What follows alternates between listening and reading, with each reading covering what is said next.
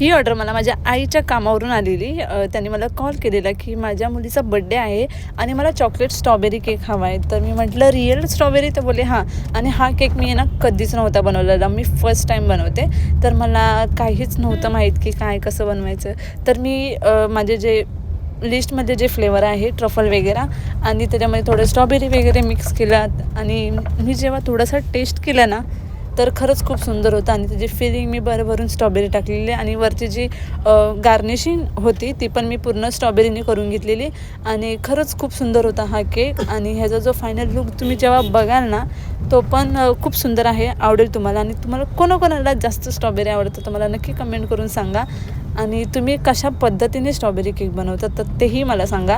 तर ही मी चॉकलेट मूसने पूर्ण कवर करून घेतला कारण की मला जी केकला ड्रिपिंग करायची होती तर ती पूर्ण ड्रिपिंग करून घेतली. आता तर कुठं माझी प्रॉपर ड्रिपिंग यायला लागली असेल. त्यानंतरला मी त्याच्यावरती पूर्ण स्ट्रॉबेरीने पूर्ण गार्निशिंग करून घेतलं. अँड हा होता केकचा फायनल लुक.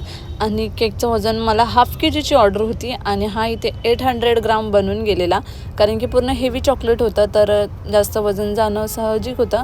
आणि केक कधी पण एक्स्ट्रा झाला तर मी कधीच एक्स्ट्रा चार्ज घेत नाही. आणि ह्या केकची डिझाईन मला पर्सनली खूप आवडली. तर तुम्हाला कशी वाटली डिझाईन तर मला नक्की कमेंट करून सांगा. And thank you for watching. Bye.